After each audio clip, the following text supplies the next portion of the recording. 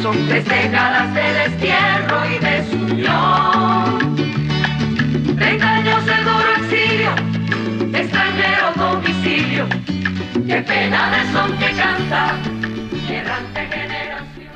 Saludos amigos de Cuba y su historia, parte de la programación en español de la WLRN, Canal 17, Televisión Pública. Mi nombre es Alberto Müller. En el día de hoy, Cuba y su historia va a continuar esa serie de los presidentes de la República de Cuba que hemos decidido hacerla, entre otras cosas, porque Cuba está en una encrucijada de cambios y es bueno conocer los errores y las luces de la República. O sea, la República nuestra, que empezó en el año 1902 y prácticamente se hundió con el comunismo, está en estos momentos en una posibilidad de cambio, de revisión, y lo que estamos haciendo nosotros hemos convertido Cuba en su historia.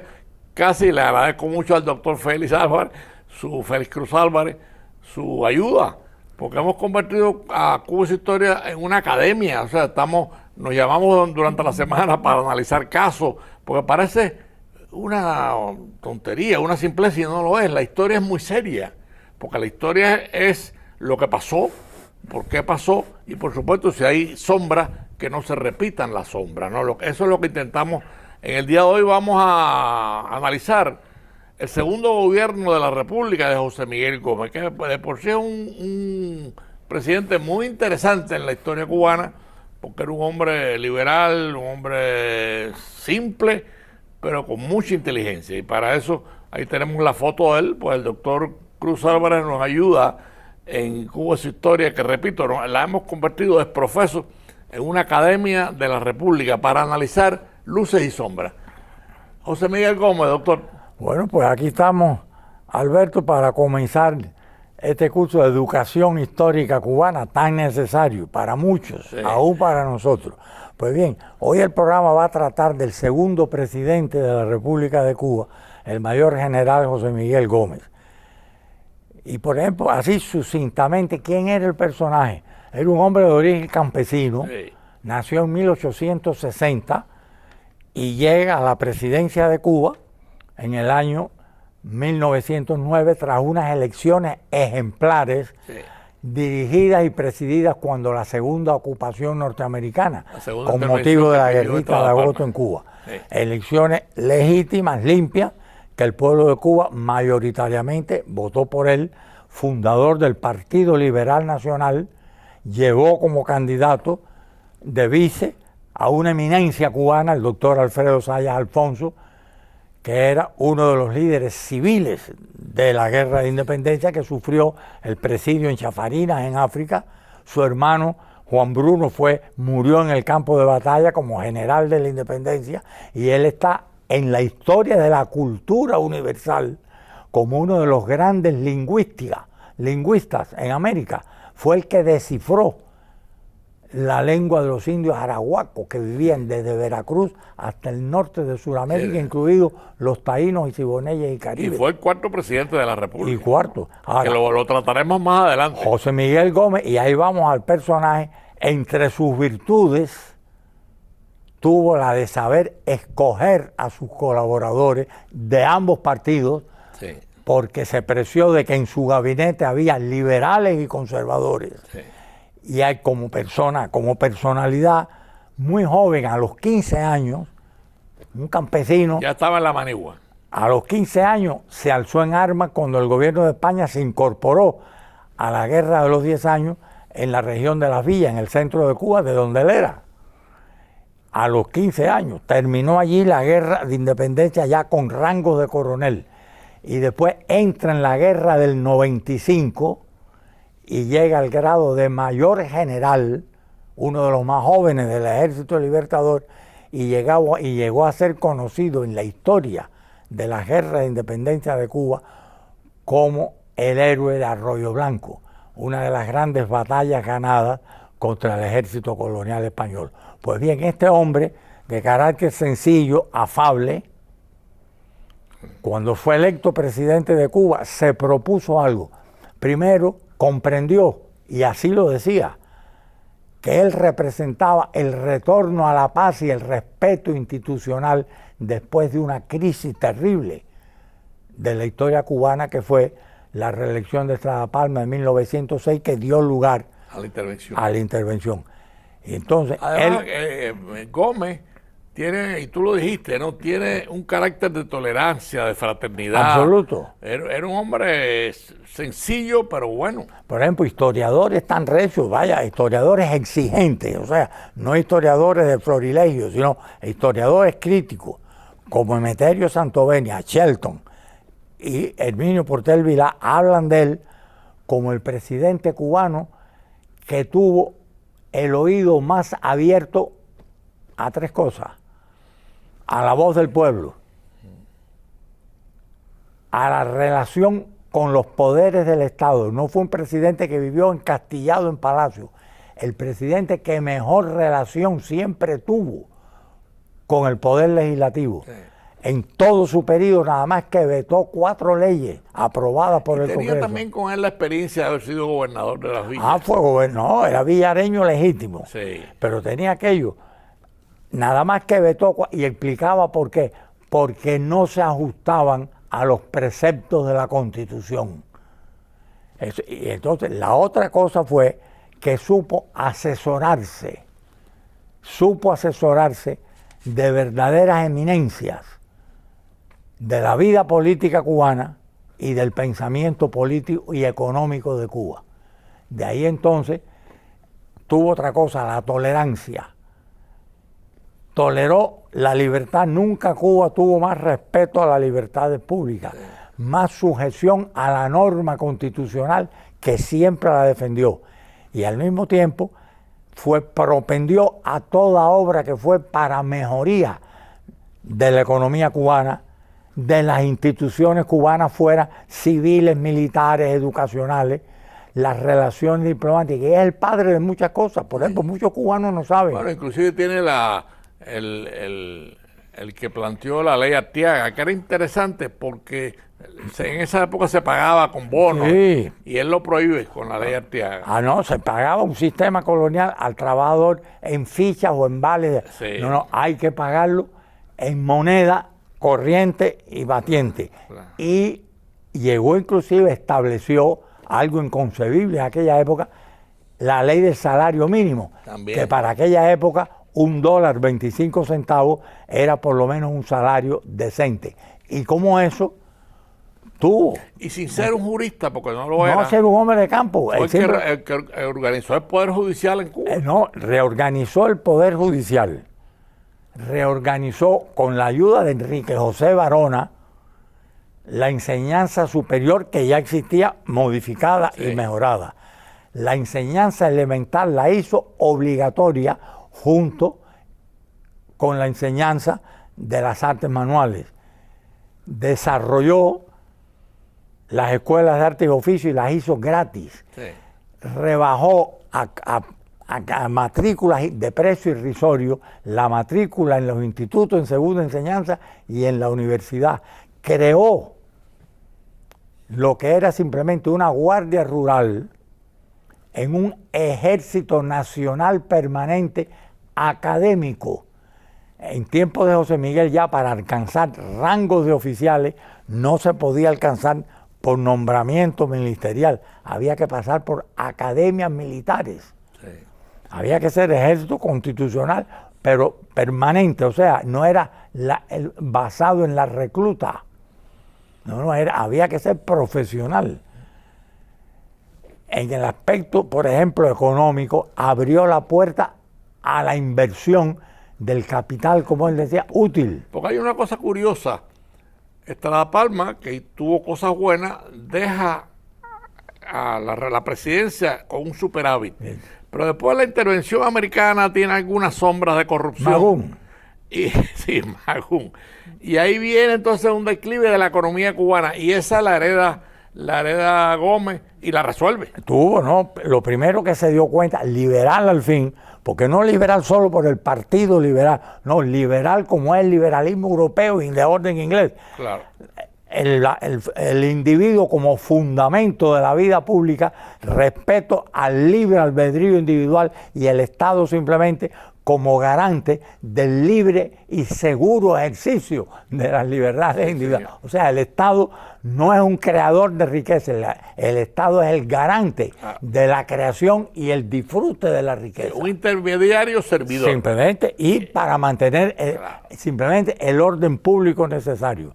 Entonces José Miguel, en lo económico, se asesoró por personalidades cubanas que eran modelos de pensamiento económico, como lo hizo, por ejemplo, Cortina, creó el cuerpo diplomático profesional de la República, que lo creó con García Colli. O sea, las naciones del mundo, hasta la de Japón, aparecieron en La Habana, sedes diplomáticas ya regulares de las grandes naciones, de los imperios. Y aparte, creó el desarrollo de la educación, que la hizo obligatoria, la educación primaria. Y luego ayudó a desarrollar las escuelas de artes y oficios, las escuelas agrícolas, campesinas, para hacer del campesino un individuo de cultura técnica en la atención de la tierra, no simplemente un cultivador por vías astronómicas ni nada de eso. Creó y terminó el desarrollo de las vías del ferrocarril. Esa es otra cosa importante. Que la extendió no solo como era de Pinal del Río a Santiago, los ramales necesarios. Por ejemplo, había ciudades importantes que para llegar a ellas había que llegar a una estación específica y ahí entonces tomar caminos vecinales. Él conectó por ferrocarril ciudades laterales, como ejemplo como Cárdenas, los pueblos del interior, Carlos Rojas, Jovellanos, Perico, Colón, con las líneas centrales, claro. Todo aquello. Y tiene otra cosa, por ejemplo, la República tenía en la época colonial los 3 departamentos, Occidente, Centro o Cubanacán y Oriente. La intervención lo dividió en 6, que después la República, por la Constitución del 1, llamó provincias. Pues bien, se perdieron, muchos municipios o lugares, territorios llamados municipales existían de la colonia que se quedaron así cuando la intervención. José Miguel creó 27 nuevos municipios. 27, por ejemplo, en todas las provincias. Por ejemplo, en la provincia de Matanzas, el municipio de Agramonte, de Manguito, de Carlos Rojas, no existía. Él los creó. ¿Y qué hizo? ¿Y por qué lo hacía? Porque creía en la autonomía municipal. En eso seguía el pensamiento de Martí. El municipio es la sal de la libertad. Y él creía en el poder autonómico del municipio, separar en grandes partes el control, el gobierno y la administración de la riqueza municipal de los poderes centrales para que la autoridad se ejerciera por los hijos del municipio. O sea, los que tenían que ser afectados por las decisiones legislativas de los consejos municipales y de la alcaldía. O sea, y todo porque José Miguel, él lo reconocía, él no era hombre de academia, como fue su vicepresidente Sayas, que fue un gran consejero para él, pero tuvo un sentido muy claro de las cosas. Amigos de Cuba y su historia, para los que han sintonizado tarde, como dijimos al principio, hemos puesto a Cuba y su historia a nivel de academia, o sea, estamos estudiando la República. ¿Y por qué estamos estudiando la República? Por periodos presidenciales. Bueno, porque creemos, y este es un servicio que tenemos que hacer a la comunidad como historiadores y periodistas, que Cuba está a punto de tener un cambio interesante en su historia y positivo. Y entonces vale la pena el esfuerzo que estamos haciendo con el doctor Félix Cruz Álvarez en ver las luces y las sombras de nuestra República, a los efectos de imitar las luces o ponerlas más fuertes y no repetir las sombras. Hay muchas sombras. Estamos en estos momentos con un presidente interesantísimo, José Miguel Gómez, que sorprendió, que hace una presidencia interesante, una presidencia muy constructiva, los poderes públicos, el poder judicial, la educación, se preocupó muchísimo de todos los aspectos municipales, creó municipios nuevos, como ya se dijo, pero tiene su sombra. O sea, en la historia de José Miguel Gómez hay un punto de sombra que también queremos analizar, porque algunos autores consideran que la responsabilidad fue de él y no fue así. O sea, la responsabilidad, y me refiero a la Guerra de Color del año 12. Vamos a hablar un poco de las cosas, porque eso fue una sombra de ese periodo. José Miguel, por ejemplo, como todos los hombres públicos, tuvo enemigos. Y eso que él era el prototipo de la buena voluntad y de la fraternidad y de la cordialidad entre los cubanos. No hizo nada para romper, al contrario, como aprendió la lección de lo que significó los problemas de 1906, tuvo un gran empeño, número uno, en respetar la Constitución. Por ejemplo, la dulonería que siempre rodea a las grandes personalidades del poder, intentó invitarlo, exhortarlo a la reelección, que lo hubiera podido hacer porque era legal por la Constitución. No, y era muy popular. Fue hasta su muerte, murió en los Estados Unidos, donde estaba de visita, de una neumonía en el año 1921. O sea, pudo haberse reelecto. Y un hombre bien querido por el pueblo, pero se negó rotundamente. Digo, no, aprendida la lección, es mejor que haya una sustitución regulada y aprobada por el pueblo, claro, de individuos diferentes con nuevas ideas. Ahora, tenía aquello sí, hubo problemas algunos, por ejemplo, como ocurre donde hay muchas manos que actúan en un pastel.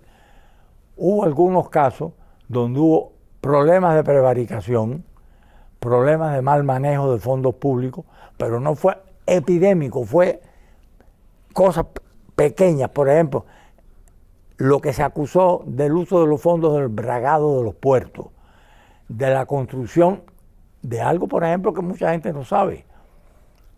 Por ley, cuando José Miguel diseñó y exhortó y preparó y financió la extensión de las ramas del ferrocarril, exigió de las compañías del ferrocarril, que eran dos, que tenían que tener estaciones en todas las capitales municipales. Claro, que eso le dio un desarrollo tremendo. Sí, porque anteriormente era, cuando no había esa cantidad de municipios, el tren, por ejemplo, salía de Matanza y se iba para La Habana, pero no paraba hasta llegar a Bejucal. No, si había por el medio este municipio y este, en la capital de ese municipio tenía que haber una estación. Así se hizo la estación del ferrocarril de Carlos Rojas en Matanza, la estación del ferrocarril en la estación de Contreras de Máximo Gómez, que es el municipio de Recreo, en Jovellanos, en Cienfuegos, en los pueblos, en La Esperanza, en los pueblos intermedios. Había que tener no paraderos como era, y a veces el tren ni paraba, porque eran lugares en medio hasta de campos de siembra. No había en realidad una población de 10 casas. No, si es municipio, tiene que haber estación y jefe de estación, con todas las organizaciones de línea, de ferroviarias, de controles. Y eso se debe a él. Eso se debe a él. Sí. Por ejemplo, se dio cuenta de una cosa, que después, en la vuelta de los años, después de 1933, se cambió. Pero fue el que organizó la policía como institución municipal. En Cuba, gracias a José Miguel, la policía no fue nacional como fue después del 33. Cada municipio tenía su policía. Lo nombraba ¿quién? El Consejo Municipal. O sea, los representantes de los ciudadanos, que eran los concejales, designaban al policía. Y el nombramiento de los cuerpos de policía dependía de la capacidad económica del municipio y pagado con fondos del municipio. No había jefe nacional de policía. ¿Y por qué razón decía él? Porque ese policía es el que conoce al bueno y al malo en cada barrio. Claro.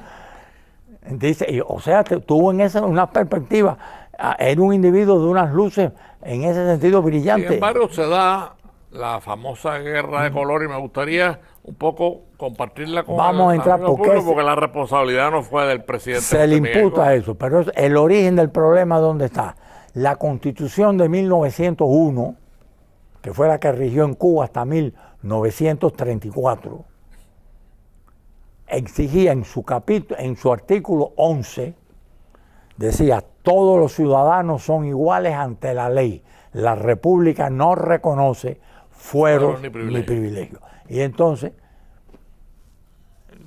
por lo que quisieron, dos ciudadanos cubanos, Ibonet y Estenoz, de la raza negra, presentaron ante el Senado de la República, ante el Congreso de la República, un proyecto de ley para crear un partido independiente de personas de color, o sea, partido unirracial, al cual nada más que podían pertenecer las personas. Y eso violaba la Constitución. Entonces, ¿qué pasa? En ese momento, en el Congreso de Cuba había muchos hombres de color, negros, empezando por Juan Alberto Gómez, el hermano Martí.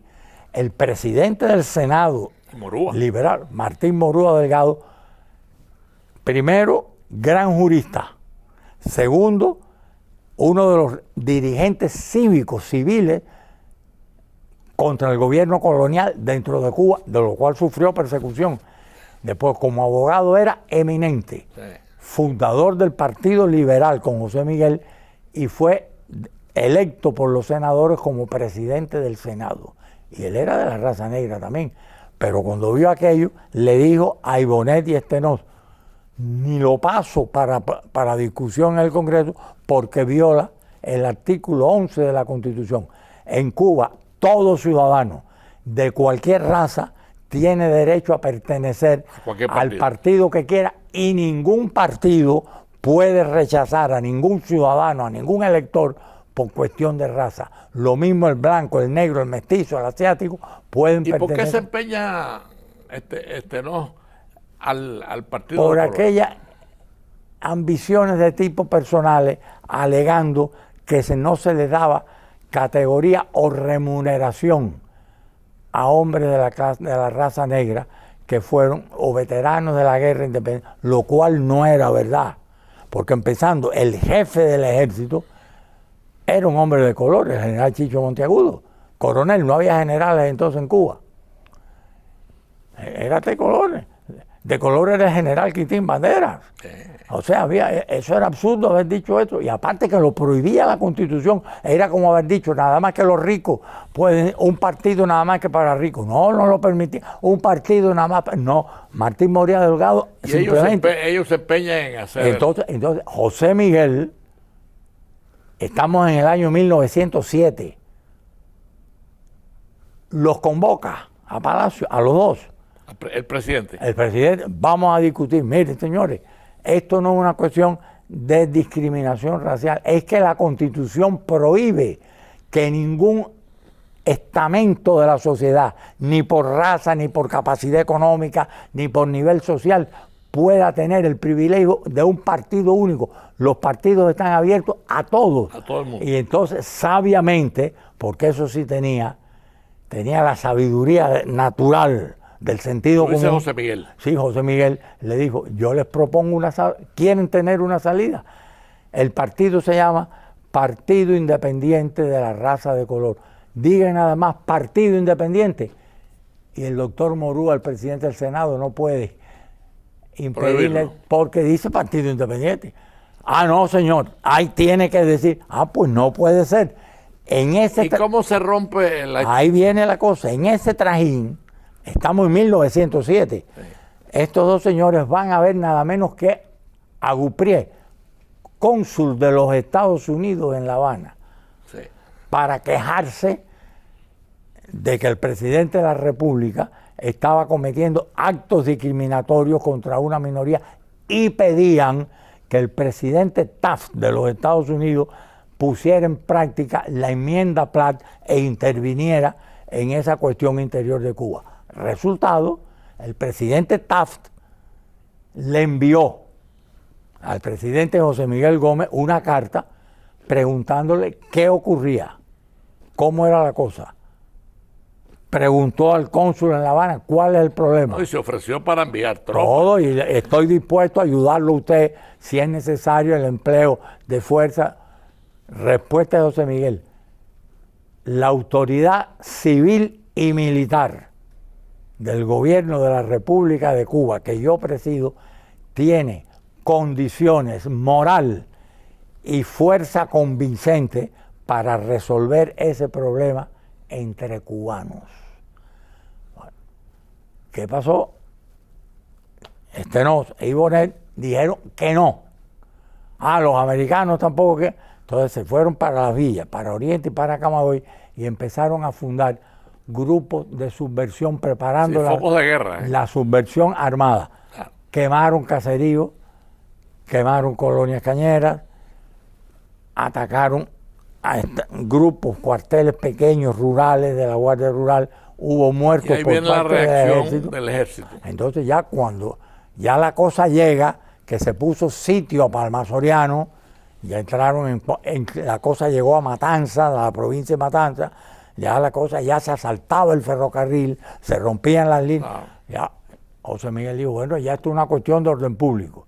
Y le ordenó al jefe del ejército, utilice la fuerza responsable, ajustada a la ley. O sea, no le digo ve y asesina, no, aplica la ley por la rebelión contra los poderes de la República, no contra mí, esto contra la República. Entonces, ocurrió lo que tenía que ocurrir. No era un ejército de Cuba enorme, el ejército de Cuba era un ejército todavía que no llegaba a 2.000 hombres. Se venció la rebelión. Y a todos fueron a Oriente, hubo escaramuza, no fue y coger uno a uno y matar. Eso es una leyenda, no es cierta, la famosa ametralladora, eso no es verdad. Cayeron en combate, y Bonet no, como cayeron oficiales del ejército cubano. Y eso fue ya en las lomas, cerca de Santiago de Cuba. Doctor, ya estamos en la fase final del programa. Y hay que decirlo. O sea, el gobierno de José Miguel Gómez se convierte en uno de los mejores gobiernos de la República. Número uno, en lo económico, en lo cultural, en lo social, en lo internacional, fue uno de los gobiernos que pudiéramos llamar ejemplares. Y fue el que inició de verdad el desarrollo de las instituciones sólidas de la República. Ahora, en cuanto al ejercicio democrático, a la tolerancia, fue otro ejemplo, al respeto a la Constitución, pero respeto estricto, a la moralidad privada, porque representaba una familia honorable, su esposa, América Arias, lo acompañó a él en el campo de la guerra. En la Manigua. Y fue mujer ejemplar como primera dama de la República. Lamentablemente el tiempo se nos acabó. O sea, la guerra del 12 fue un hecho lamentable, pero no es un genocidio como se le ha querido imputar. Le agradecemos mucho al doctor Félix Cruz Álvarez que nos haya acompañado en este recorrido con la presidencia de José Miguel Gómez, que como dijimos ya es uno de los periodos más interesantes y más positivos de la historia republicana de Cuba en cuanto a periodos presidenciales. Gracias, doctor. No, con mucho gusto, aquí estamos dispuestos. Y nos vemos el próximo domingo, amigos de Cuba Su Historia, a las 4:30 de la tarde. De nostalgia, son 3 décadas de destierro y desunión. 30 años